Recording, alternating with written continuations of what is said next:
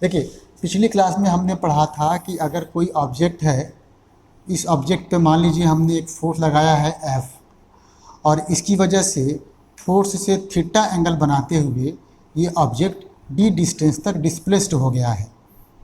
तो work done by the force on the object होता था W equals to F D cos theta, और इसी को हम लोग लिखते थे F डॉट डी ना, इसको ऐसे हम लोग लिखते थे। ठीक है, तो इसके बाद हमने आपको कहा था कि जो वर्क है वो एक स्केलर फिजिकल क्वांटिटी है जिसकी वैल्यू पॉजिटिव हो सकता है ना, नेगेटिव हो सकता है इसका वैल्यू जीरो भी हो सकता है। कब होता था जीरो? जब थीटा की वैल्यू 90 डिग्री है, तब cos 90 इक्वल्स टू जीरो, तब वर्क डन जीरो हो जाता था। जब थीटा की वैल्यू 90 डिग्री से कम हो तो वर्क डन पॉजिटिव होता था। जब थीटा की वैल्यू 90 डिग्री से तो ज़्यादा हो लेकिन 180 डिग्री तक हो, तब वर्क डन नेगेटिव होता था। हमने बस इतना ही पिछली क्लास में पढ़ाया था। तो अब हम लोग चलते हैं आज के अपने प्रॉब्लम पर। देखो आज का हमारा पहला प्रॉब्लम है, वो कहता है कि एक कांस्टेंट फोर्स है ये वाला, ये एक पार्टिकल पर एक्ट करता है और पार्टिकल को इस लोकेशन से इस लोकेशन तक डिस्प्लेस्ड करता है। अब हमें work done by the force निकालना है। तो देखो बेटा, पहले हम इसको एनालाइज करते हैं, है ना। जैसे हमने आपको शुरू में कहा था कि प्रॉब्लम समझना, उसके बाद उसको एनालाइज करना, उसके बाद ही, तब समझने के बाद ही, है ना, क्वेश्चन को सॉल्व करने की कोशिश करना। देखो क्या क्या दिया है आपको दिया है ये फोर्स। अगर डिस्प्लेसमेंट वेक्टर निकल जाए तो आप एफ डॉट डी यूज करके वर्क डन आराम से निकाल सकते हैं। तो आपको चाहिए डिस्प्लेसमेंट वेक्टर। देखो नोट करो यहाँ पे, जब भी ऐसा क्वेश्चन हो तो डिस्प्लेसमेंट के लिए एक सिंपल सा फार्मूला है। देखिए ये वेक्टर डी इक्वल्स टू, क्या करेंगे हम जो फाइनल लोकेशन है उसके एक्स कोऑर्डिनेट को, उसके मतलब एक्स कोऑर्डिनेट में से इनिशियल लोकेशन के एक्स कोऑर्डिनेट्स को घटा देंगे। मतलब हम ये 2 में से घटा दे रहे हैं -1, और इसको ब्रैकेट में घेर दिया हमने और आराम से ऐसे आई कैप लिख दिया, राइट। यही काम हम जे कैप के लिए करेंगे। तो ये हो गया प्लस। अब हम क्या करने वाले हैं, इस 3 में से किसको घटाएंगे? 2 को घटाएंगे। तो ये हो जाएगा हमारा 3 - 2, ये हो जाएगा जे कैप। इसी तरीके से इस 2 में से इस 1 को घटाएंगे, तो ये हो जाएगा 2 - 1 के कैप। देखो कितना बढ़िया सा है ये तरीका।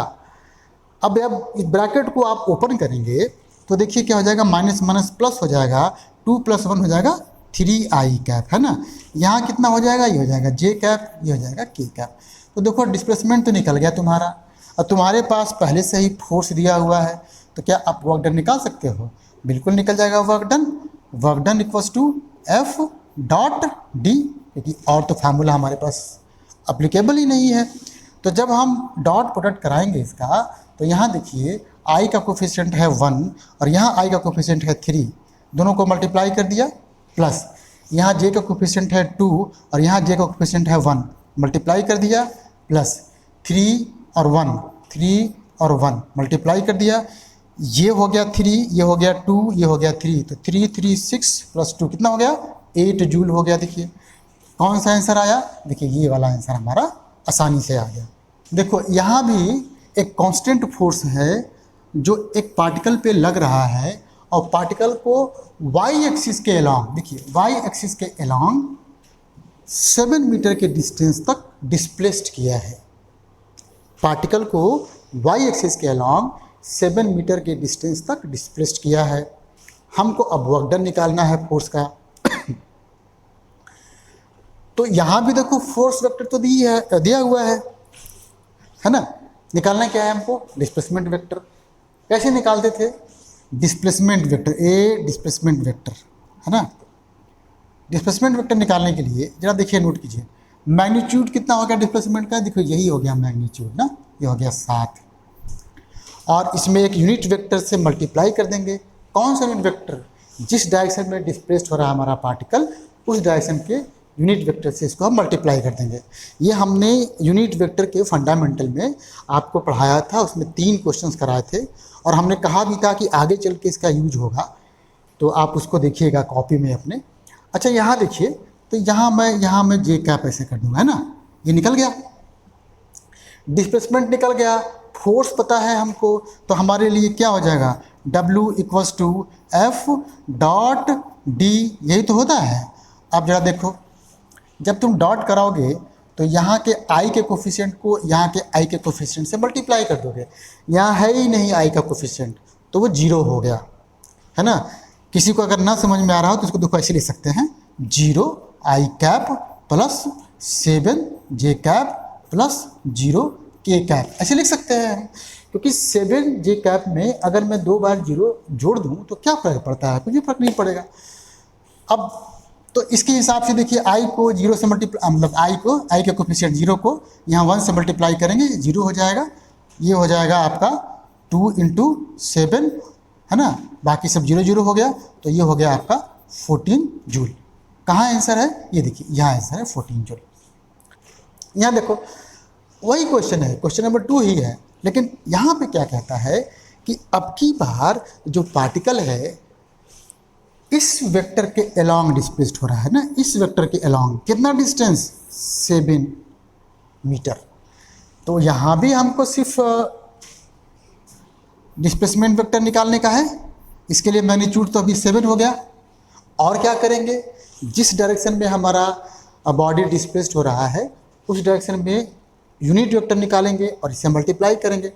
देखिए I cap plus J cap के अलोंग यूनिट वेक्टर निकालने के लिए आप इसको इसी के मैग्नीट्यूड से डिवाइड कर देते हैं। ये आप पढ़ रखे हैं, बहुत क्वेश्चन कराया है हमने, इसलिए हमने इसमें ज़्यादा समय बर्बाद नहीं करेंगे। तो यहाँ देखो क्या हो जाएगा, 7/√2 I कैप हो गया प्लस 7/√2 J कैप हो गया, ये निकल गया।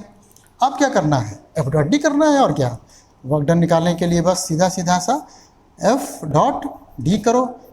तो कितना हो गया भाई, यहाँ देखो I का कोफिशिएंट कितना है 1, यहाँ कितना है 7/√2, तो 7/√2 मल्टीप्लाइड 1 प्लस यहाँ कितना है J का 2, तो 2 × 7/√2, और भाई K वगैरह तो है ही नहीं इसमें, तो सीधा सीधा मेरा आ गया। यहाँ देखिए एलसीएम लीजिए तो √2 हो गया, ऊपर 7 और दोनों 14, कितना हो गया, 7 14 21 हो गया। इतना जूल हमारा आंसर आया देखिए, बिल्कुल आराम से आ गया। तो क्वेश्चन में कोई भी दम नहीं है, बस एक ही फार्मूला है F.D जो आज हम यूज कर रहे हैं, और इसको पक्का कर देते हैं हम लोग। चौथे क्वेश्चन पे चले आइए। इस पे क्या कहता है कि एक पार्टिकल जो है 0 0 0 से यहाँ तक शिफ्ट हो रहा है।